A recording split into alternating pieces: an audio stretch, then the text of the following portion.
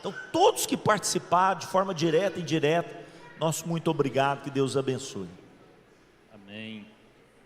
Bom dia, igreja. Aleluia.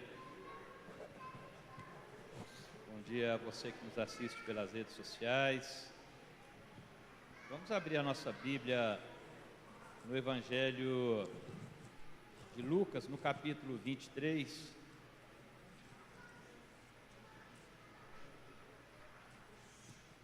Aleluia.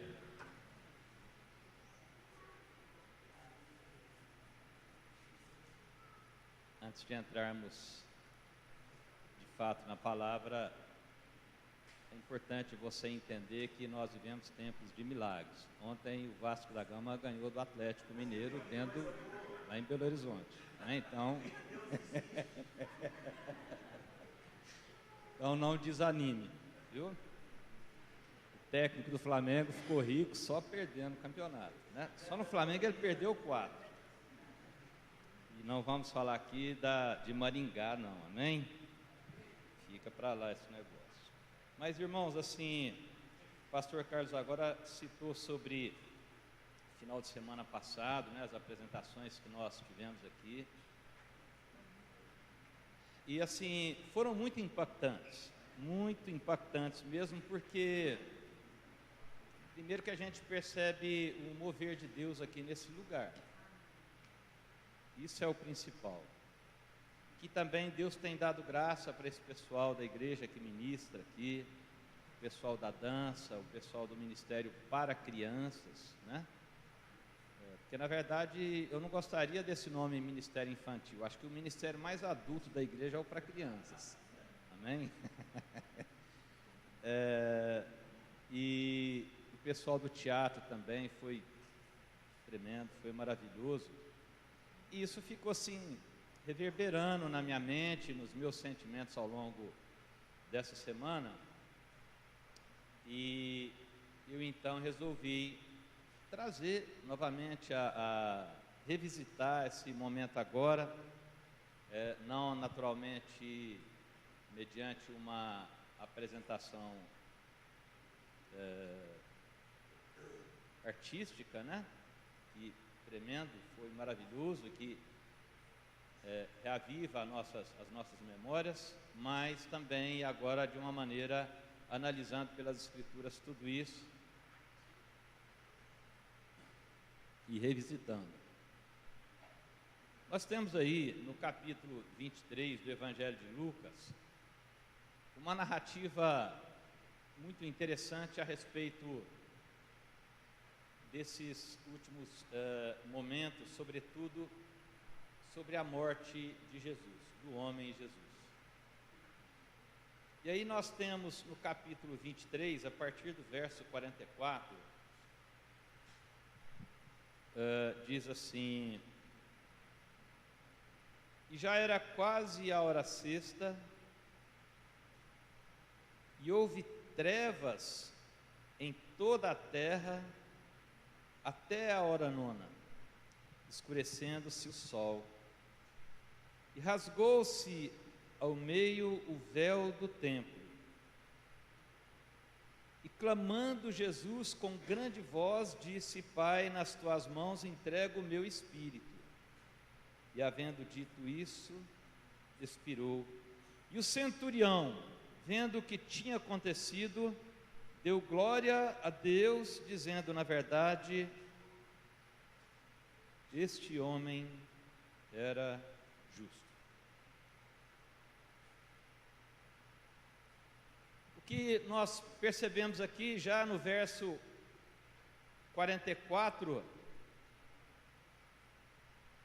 é uma contradição entre a expectativa física, a expectativa natural e o que se presenciara ali. Se nós analisarmos com bastante cuidado o texto, que diz o texto, nós começaremos então a ver aqui alguns aspectos que tornam a morte do Cristo o impacto, ele dá um grande impacto no mundo natural. Algumas pessoas são levadas pelo Senhor e não deixam saudade. A Bíblia cita um rei, a Bíblia diz que ele morreu e já foi tarde, ou morreu e não deixou saudade, não é isso, Dudu? Um dia eu e o Dudu estávamos falando sobre isso aí. Que a propósito é um homem muito bem de sogro naturalmente, não é isso, irmão? Mas algumas pessoas não deixam saudade. Outras pessoas, quando morrem, na verdade, embora a gente não fale isso, mas no fundo a gente até imagina, isso foi uma limpeza no mundo. Não assustem com a minha sinceridade, não, porque provavelmente alguém que algum dia bateu com as 10, se olhou e falou, já foi tarde. Provavelmente não foi só o pastor que pensou isso noutrora, hoje não, amém? Outras pessoas deixam saudade, elas marcam a nossa história, e quando elas vão é como se fosse um pedaço de nós.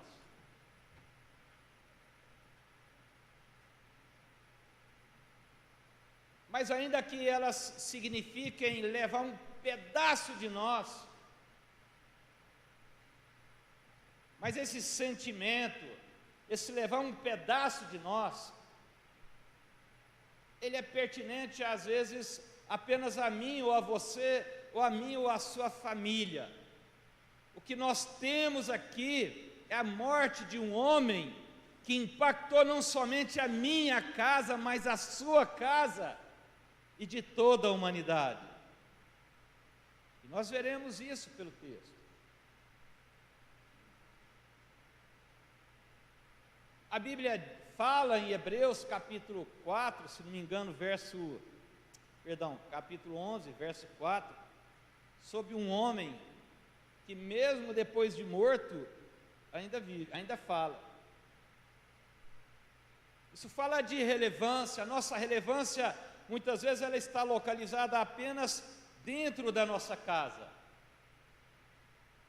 Ou às vezes ela está um pouco mais expandida para a escola onde nós estudamos, ou para o local onde trabalhamos, ou para a igreja onde congregamos, ou para a nossa cidade, ou quem sabe para o nosso estado, ou quem sabe para a nossa nação.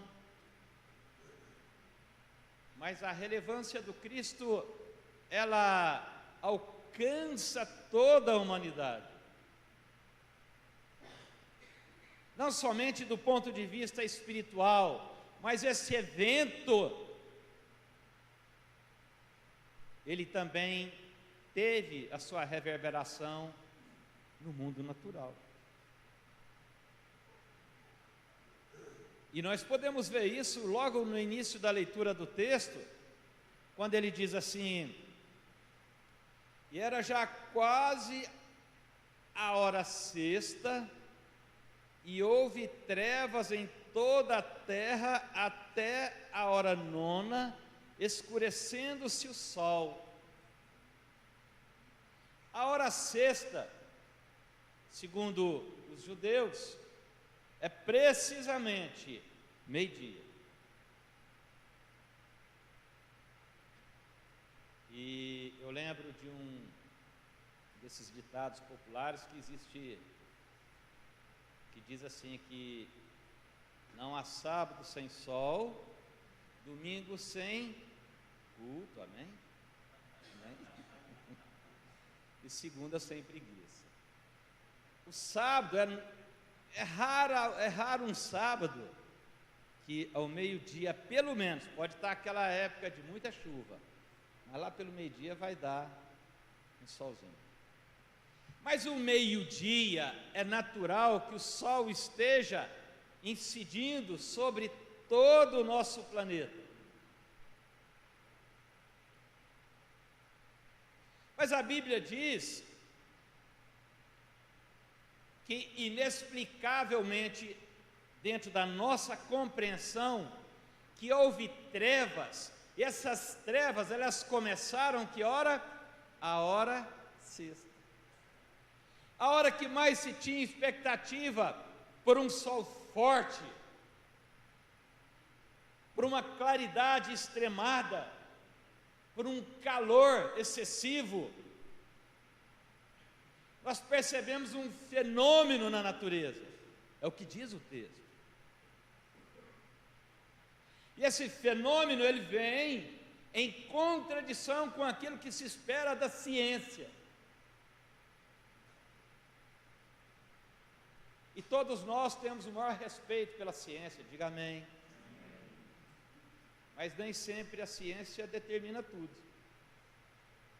O pastor Carlos presenciou conosco lá, inclusive testemunhou durante essa semana, numa reunião de célula nossa, de uma pessoa que ali estava conosco, que havia sido curado naquela semana, de uma maneira inexplicável. O que nós percebemos aqui é que a astronomia não consegue explicar como é que ao meio-dia, e do meio-dia até as 3 da tarde, não foi um momento, não foi, como é que chama esse fenômeno aí que eles chamam eclipse solar? Não é um momento, não são alguns minutos de eclipse, mas a Bíblia fala que foi da hora sexta até a hora nona. Houve um impacto nesse momento aí, muito forte. E ele ainda complementa ainda, percebam bem os detalhes que Lucas discorre aqui para mim e para você. Ele diz assim, ó: e já era quase a hora sexta, e houve trevas aonde? Em toda a terra.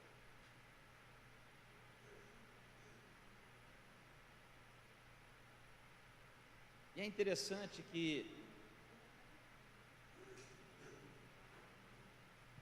na época em que esses escritos bíblicos circularam pelo planeta, quando eles começaram a circular, as cartas, o Evangelho, não houve, ninguém refutou esses episódios.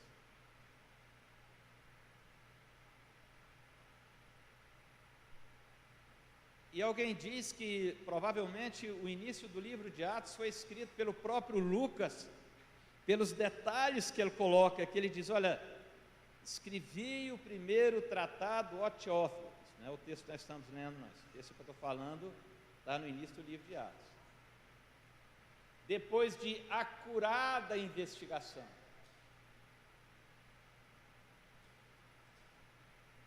Então, o escritor desse evangelho era um homem de observação, e de repente ele observa algo que a ciência a qual ele servia e na qual ele era formado, que era a medicina, não tinha explicações. Se você está me ouvindo e você espera em Deus um milagre, você poderá recebê-lo e você não terá explicações. Mas o que importa para você não é somente receber o milagre, mas sobretudo saber que esse milagre veio de Deus. E não é somente saber que ele veio de Deus, é saber que Deus não está alheio à sua necessidade.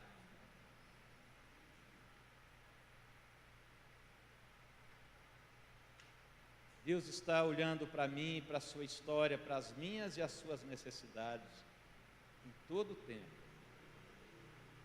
Ele continua discorrendo sobre esse texto, e ele então mostra para nós um fenômeno. E aí no verso 45,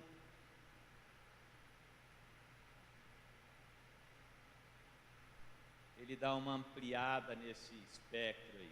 Preste atenção no que ele diz. e rasgou-se ao meio o véu do templo.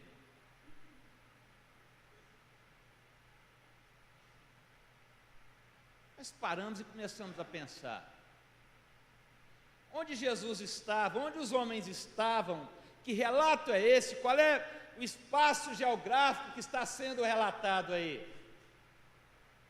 É o monte Gólgota, que chama isso, não é isso? Onde ele estava sendo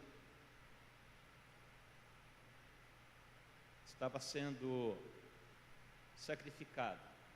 Mas agora, Lucas, ele sai daquela narrativa natural, ainda que com um impacto espiritual muito forte, porquanto era meio-dia e houve trevas sobre a terra, e agora ele narra uma outra coisa que simultaneamente acontece, e agora ele cita o quê? Ele cita o véu do templo.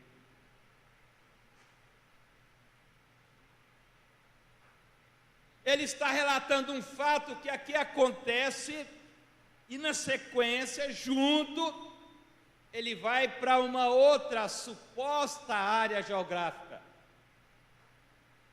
Mas na verdade, quando ele diz que rasgou-se o véu do templo, ele sai do campo natural, onde ele fala da claridade do sol, do calor do sol, e penetra na região espiritual.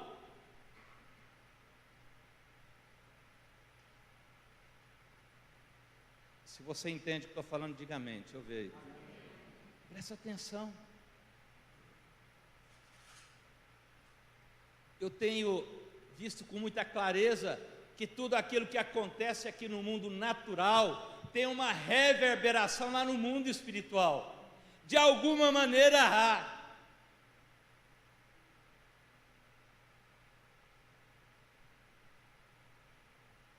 Nós muitas vezes estamos limitados nas nossas ações, palavras e pensamentos pelas pessoas que gravitam em torno da nossa existência. O nosso pastor, o nosso patrão, o nosso funcionário, a nossa esposa, a nossa filha, o nosso filho, o genro. Mas o que ele está dizendo aqui é que um evento natural, ele transcende, ele vai até o mundo espiritual. E para que as pessoas entendam o que ele está dizendo, ele traz à tona agora o que é esse tal de templo. E durante a festa dos tabernáculos nós falamos muito sobre ele.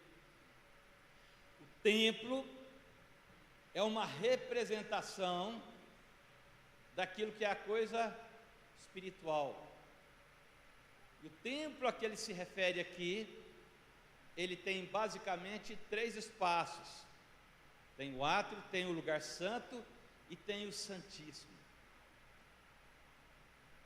Depois você pode dar uma googada aí que você vai perceber isso na internet, ela vai mostrar para você direitinho o desenho. Como é que era isso? Ora, se nós usarmos como exemplo esse salão, nós teríamos ali na entrada o átrio, teríamos o lugar santo onde são oferecidos os sacrifícios pelos sacerdotes, mas nós teríamos um lugar também onde há um véu. E esse véu, ele separa 2 ambientes. E dentro, quando se adentrava esse véu para dentro, quem adentrava esse lugar geográfico, era somente o sumo sacerdote, e entrava somente uma vez por ano. E era um lugar da presença clara, presença quase que, eu não poderia dizer materializada, mas talvez essa seja uma maneira mais pedagógica de explicar para os irmãos, que ali era a presença de Deus mesmo, de tal maneira que o sumo sacerdote, para entrar ali, ele tinha que tomar muito cuidado. E muitas vezes eles amarravam uma corda no pé do cidadão, porque às vezes ele entrava, e dada a condição dele, ele era fulminado naquele lugar. Aí tinha que puxar ele de cordinha depois, ele vinha arrastado. Porque ali era uma manifestação, quem conseguia entrar naquele lugar tinha um acesso direto a Deus. O que a Bíblia está dizendo para mim, para você, é que no momento daquela morte, em que Jesus entrega o Espírito, em que Ele expira, esse véu se rasga de alto a baixo, e agora Lucas está falando, olha aquilo que aconteceu lá no monte do Gólgota, da caveira, aquilo lá abriu um lugar no mundo espiritual.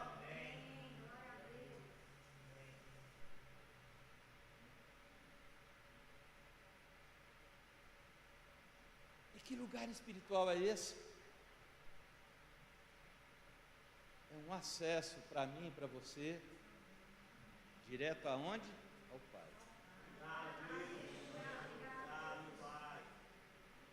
A morte de Cristo foi muito mais do que o que muitas vezes se entende. Cristo, o Jesus, o homem Jesus, o Filho do homem, que era o Cristo, ele não foi vítima de uma sociedade.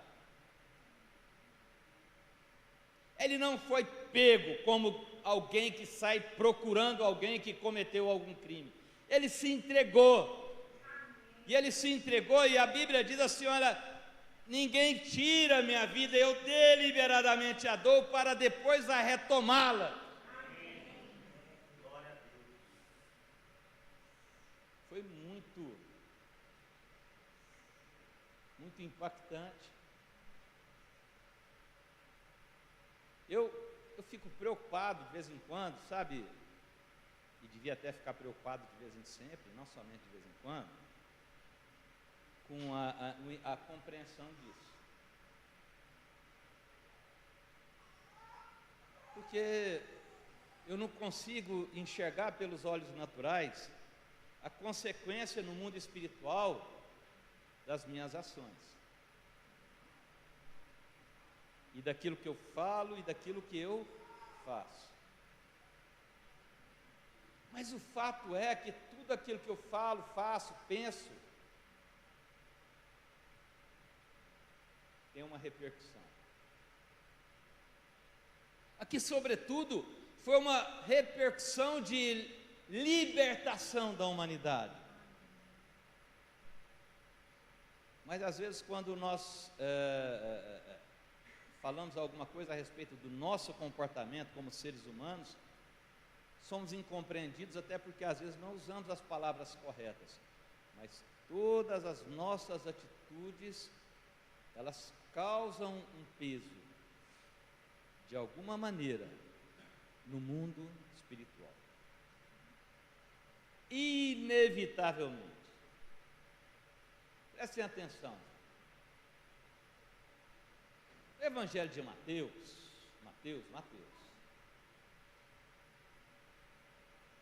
Quando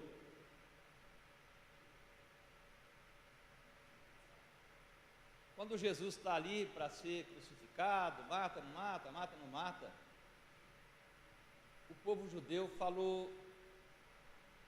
usou uma expressão terrível. Jesus depois vai falar, olha, toda palavra torpe que sair da sua boca vai ter problema. Mas lá no Evangelho de Mateus, se não me engano, verso 27, capítulo 27, acho que é isso mesmo, 27, isso, acho que é 27, 25, se não me engano. Os judeus dizem assim, olha, depois de serem advertidos a respeito do que se estava para fazer com a pessoa de Jesus, o Cristo. Os judeus dizem assim, ó, caia sobre nós e sobre os nossos filhos o sangue desse justo.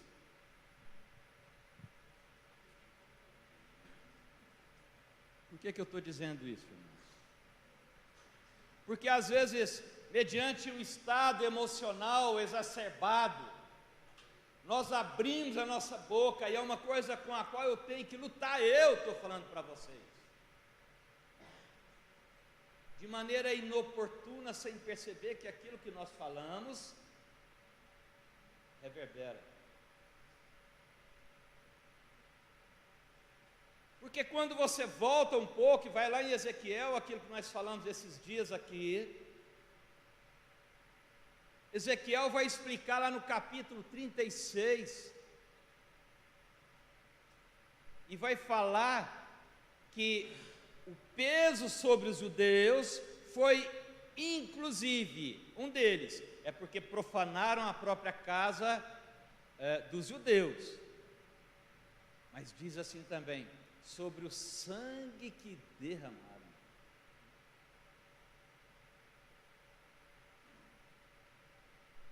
O povo judeu peregrinou por toda a terra, embora fosse um povo detentor de uma promessa maravilhosa vinda através de Abraão, mas se tornou escravo e perseguido por todo o planeta.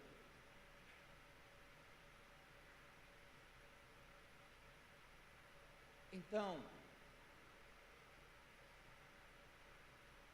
a Bíblia diz que nós haveremos de prestar contas. Mas uma coisa perigosa é a nossa palavra. Se você abre a sua Bíblia, não precisa de abrir não, mas no livro de Gênesis, no capítulo 1, no versículo 3, a primeira coisa que foi feita foi a luz. E ela só vem sobre a terra mediante a palavra, e disse Deus: haja luz, e houve luz.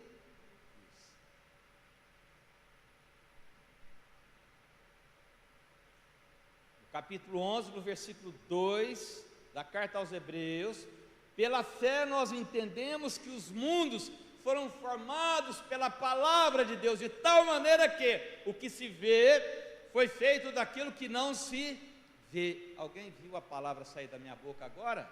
Ninguém.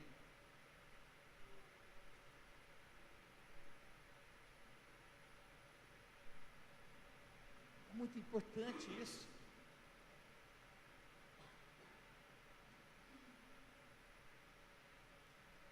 Isso é tão importante que,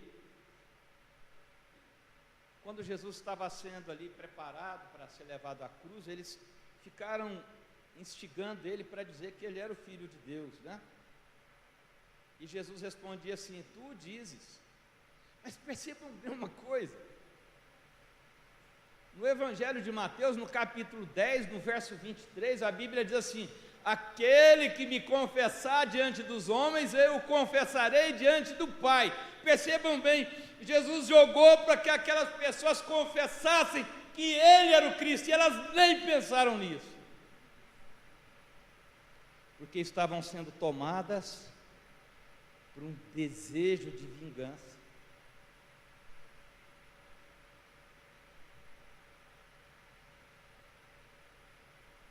Às vezes vem de graça. Aliás, a Bíblia diz que a salvação é pela graça. Aqueles homens que condenaram Cristo, que consentiram na morte dele, tiveram a oportunidade, vindo da boca do próprio Cristo, de confessá-lo como Senhor e Salvador e Rei dos judeus. Mas o estresse, o coração angustiado, o estreitamento de consciência. Alguém já ouviu essa? Isso é muito bonito, né? Isso não é invenção do pastor Horácio, não.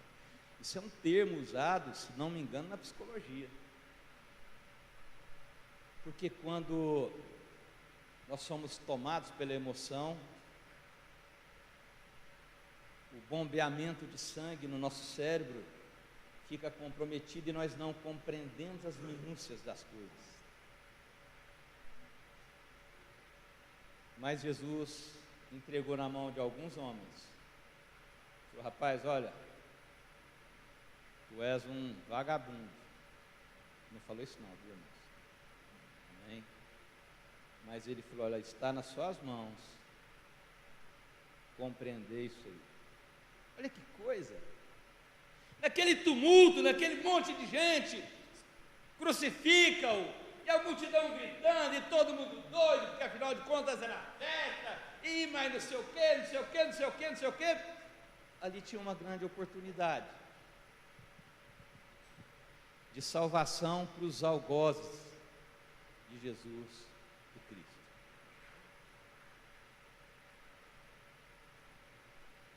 É muito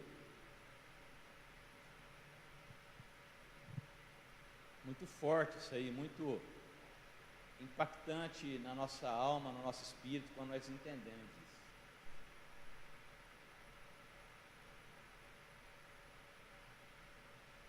E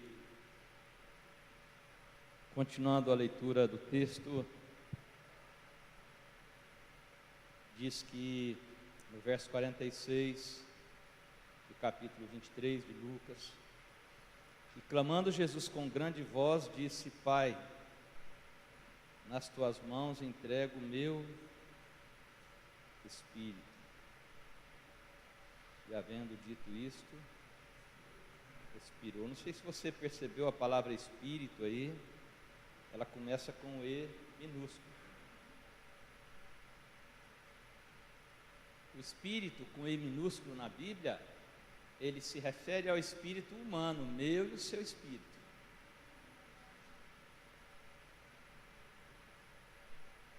E às vezes o que nós precisamos de fato para a nossa vida é somente de um milagre. Não é nem que o Vasco ganhe do Atlético Mineiro, isso fica para lá. Mas de nós termos a coragem, a força e o desejo de entregar o nosso espírito nas mãos do Pai Celestial. Porque quando o Senhor domina o nosso espírito, Ele tem completo domínio sobre nós.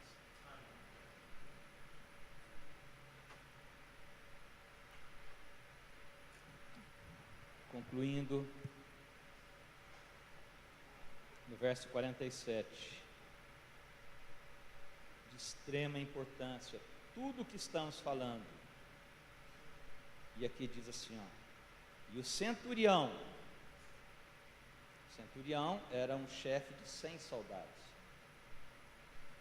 vendo o que tinha acontecido, deu glória a Deus, dizendo: na verdade, este homem era justo. O que é ser justo na Bíblia? Será que ser justo na Bíblia é nunca ter tido nome no SPC, Serasa? Será que é isso? Será que justo na Bíblia é esse conceito humano que nós temos a respeito das coisas? Ser justo na Bíblia, um dia nós vamos falar sobre isso. Até já falamos uma vez já. Ser justo na Bíblia era um termo usado no campo policial.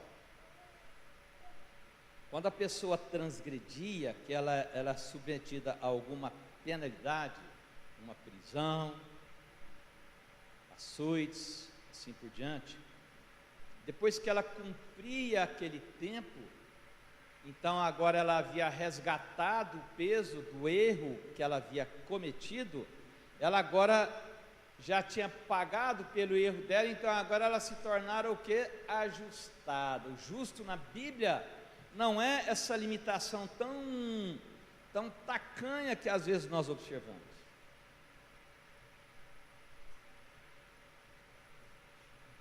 Porque a depender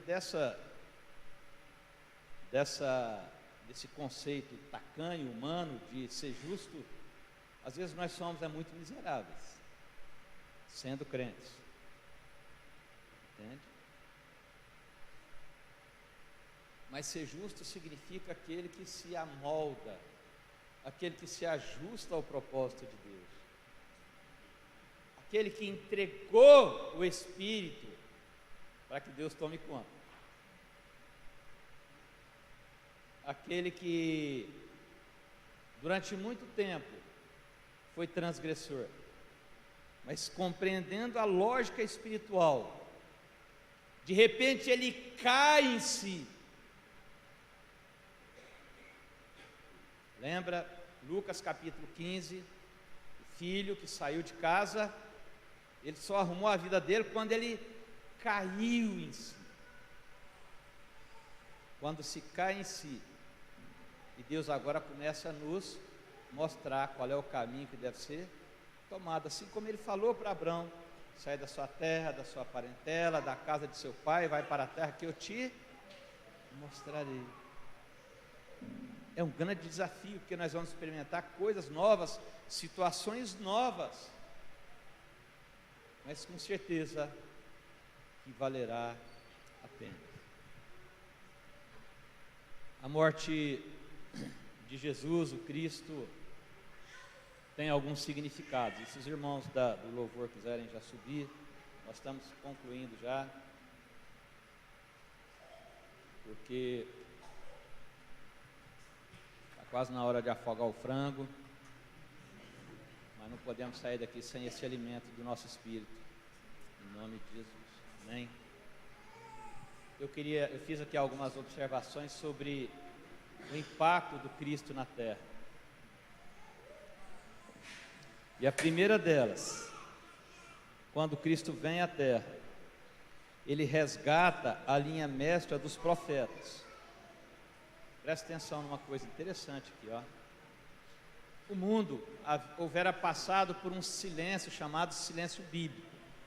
Quando você for para a escola de vencedores, nós vamos falar sobre isso lá com você. Os livros proféticos vieram e de repente silenciaram. Houve um lapso temporal até a vinda de Cristo. Mas havia uma profecia de que o Cristo viria. Durante esse lapso temporal, sobretudo a nação de Israel é invadida, não diria invadida, mas ela é ocupada, né? Invadida é esquisito falar isso, né, irmãos? Ela é ocupada em grande parte por uma cultura grega que havia entrado ali naquela nação. E essa cultura grega, embora ela trazia muito ensinamento filosófico, mas ela também era muito perversa. E nós sabemos, dentro pela história, pelos filmes, a influência muitas vezes dos gregos sobre a conduta moral da humanidade. Não somente os gregos, mas os romanos. E o mundo então começa a buscar as respostas para as suas angústias na filosofia. Mas de alguma maneira a filosofia não consegue explicar o drama que se instalou na minha e na sua mente. Por mais bonito que seja um discurso, por mais bonita que seja uma palavra, quando nós voltamos para a nossa casa, aquilo às vezes está xoxo, sem sentido.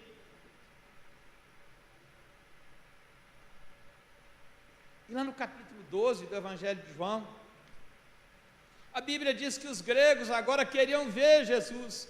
Há um retorno daqueles gregos agora vindo para Jesus.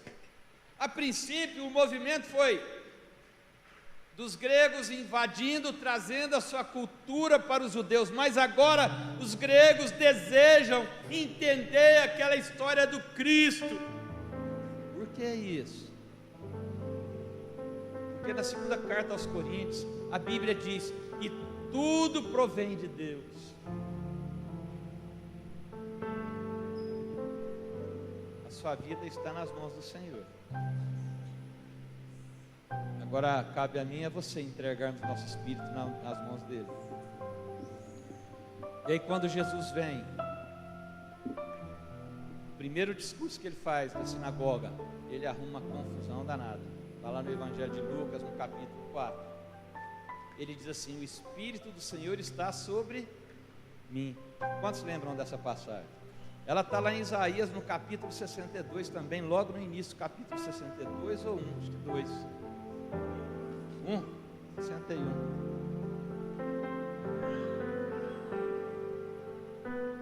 No próprio Isaías, a Bíblia diz: um filho se nos deu. Ele anuncia a chegada do Messias. E agora vem o Cristo, Lucas capítulo 4, e fala: olha, o Espírito do Senhor está sobre mim, ou seja, eu sou o cumprimento da promessa. É uma profecia de Deus sobre os que creem. Ele restabelece essa linha mestra das profecias dadas no Antigo Testamento.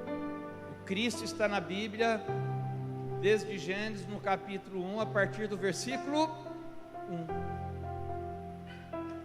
Que a Bíblia diz assim: no princípio criou Deus os céus e a terra.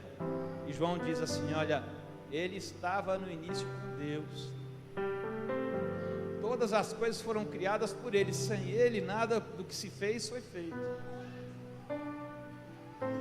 O Novo Testamento começa no primeiro versículo do Antigo Testamento. É um dentro do outro. Que coisa bacana isso. Nós já estamos caminhando para o final e também o que nós percebemos é que, de repente, quando Cristo vem, presta atenção nisso, aquilo que é divino, transcendente, invade a história humana.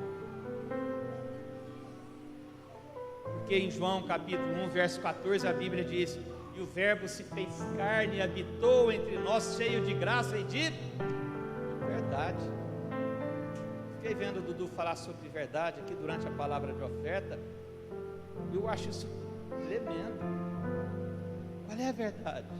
Quando Cristo veio, Ele se apresentando então como aquele que era o enviado por Deus, isso causa um problema terrível para os romanos, porque os romanos queriam governar sobre o povo de Israel. Mas quando Jesus fala da verdade, olha que coisa interessante, presta atenção nisso.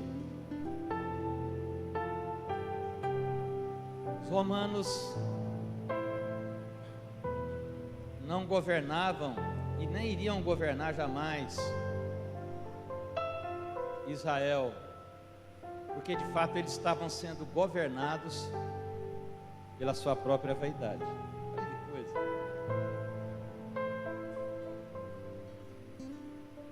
Só governa quem é livre. Se há alguma coisa que nos amarra, que nos aprisiona, nós estamos escravizados. Pedro, escrevendo a carta dele, fala assim: olha, daquilo de que o homem é vencido, ele se torna escravo.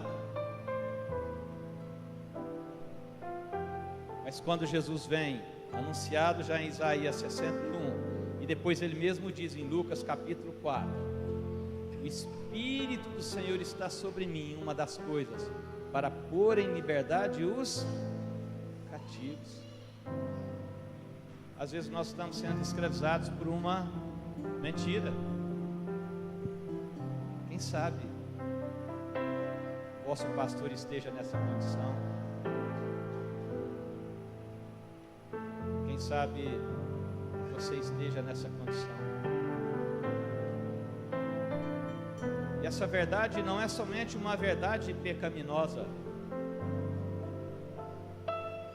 mas seja uma verdade pautada pela falta de fé. E às vezes a sua expectativa de vida, a minha expectativa de vida nesses dias, ela não seja uma verdade porque ela está alicerçada no mundo natural. E nós acabamos de mostrar aqui que o mundo espiritual governa sobre o mundo natural, de tal maneira que a Bíblia diz que Cristo habitou entre nós, cheio de graça e de verdade. Talvez o que esteja escravizando a mim ou a você seja uma enfermidade, seja uma angústia, seja um problema psicológico. Mas a verdade é que a Bíblia diz que o Senhor veio para nos libertar.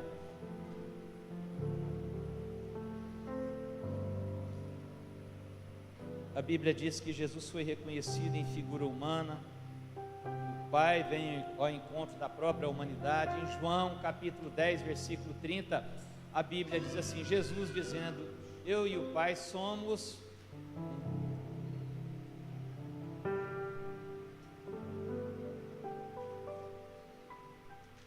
caminhando bem rapidamente, presta atenção nisso. Jesus não prega a si mesmo,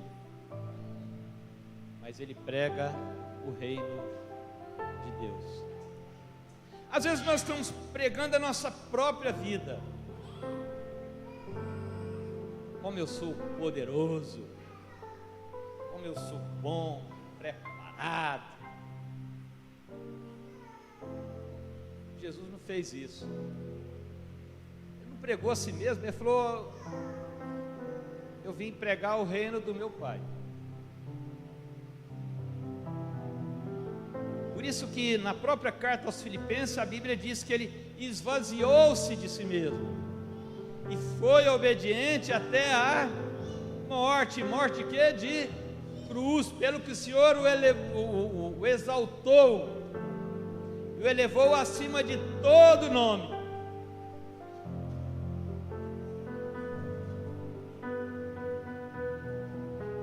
Diz que ele também sela uma nova aliança pelo seu próprio sangue, e aí ele abre um novo e vivo caminho. Porque que caminho é esse? O do véu. Até Cristo, o acesso ao Pai era via sacerdotes, mas a Bíblia vai nos ensinar em Hebreus que mesmo esse sacrifício levados às mãos dos sacerdotes para que fossem oferecidos diante de Deus, eles não eram capazes de trabalhar a nossa consciência. Trabalhava a nossa emoção, mas não trabalhava a nossa consciência. Trabalhava a nossa emoção, mas não trabalhava a verdade, conforme foi dito aqui. Porque o homem, ele levava o sacrifício dele ao templo e voltava aliviado, como se estivesse cumprido o papel dele. Mas ele voltava com a mesma consciência, voltava aos mesmos atos, pensamentos, atitudes e palavras.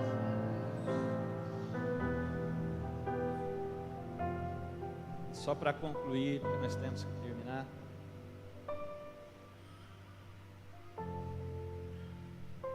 Isso é importante demais também. Tudo isso, irmãos, pelo menos para mim, creio que está sendo importante para você também. A cruz é lugar de humilhação, não é isso? Lugar de dor. Isaías vai dizer sobre Jesus que ele levou sobre si todas as nossas dores, e pelas suas pisaduras nós fomos sarados. A cruz é lugar de vergonha, porque os próprios soldados diziam, olha, vai rapaz, você não é filho de Deus? Desce daí então. A cruz é lugar de abandono, de humilhação. A cruz representa a pena capital, ou seja, o pior crime era submetido à cruz. Mas quando Jesus chega na cruz, ele muda completamente essa perspectiva. Porque agora a cruz, para mim e para você, é sinal de redenção da humanidade. A Bíblia diz na segunda carta aos Coríntios, no capítulo 5, no versículo 17, quem está em Cristo, nova criatura é. As coisas velhas se passaram, eis que tudo se fez novo. Na cruz do Calvário, nós temos uma nova oportunidade.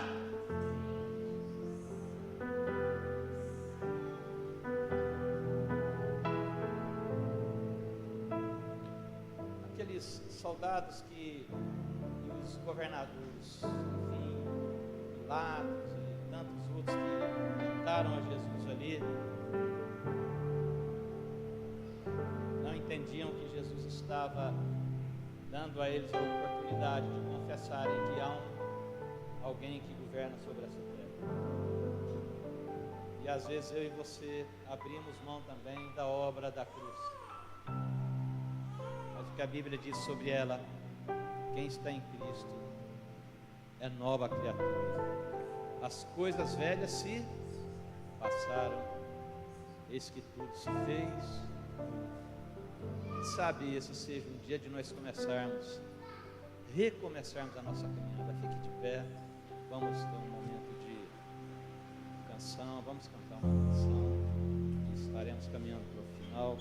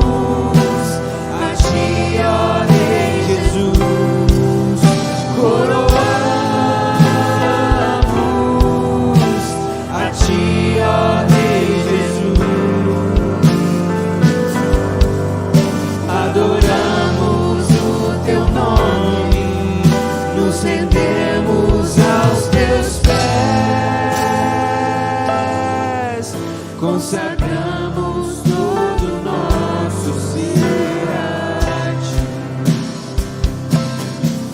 e coroamos a Ti, ó Rei Jesus. Coroamos a Ti, ó Rei Jesus.